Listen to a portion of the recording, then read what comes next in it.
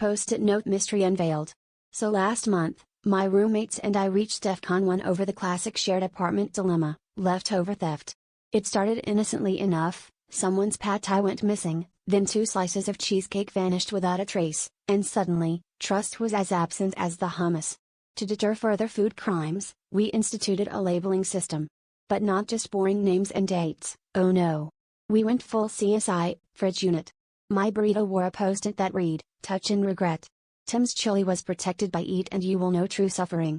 Even Becky's kale salad got the ominous "Consume and face the wrath of Karen, her mom, not a meme." We were ready for the next great culinary Cold War. For a week, it worked like magic. Everyone's leftovers stayed put, and the post-its began to get more creative. At one point, I opened the fridge to find a container labeled, "This Tupperware is a Horcrux." Even the milk got involved. "I know when you're sleeping." It was all fun and games until I noticed something odd. Some of the post-it notes were going missing, but the food remained untouched. At first, I thought maybe someone was just cleaning up, but then I found a half-chewed corner of an neon yellow post-it near the sink. Naturally, I accused him, who immediately blamed Becky.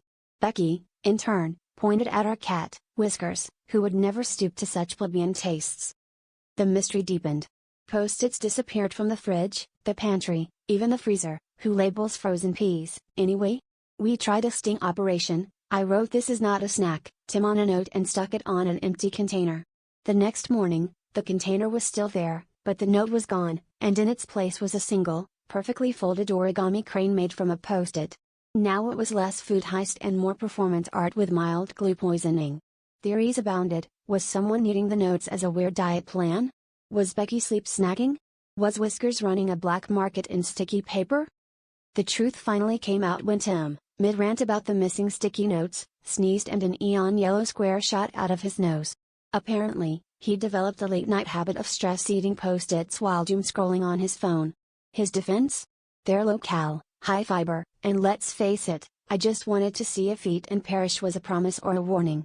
So, in the end, we solved 2 mysteries: who was eating the post-its, and why all of Tim's texts suddenly ended with, "PS may contain traces of glue."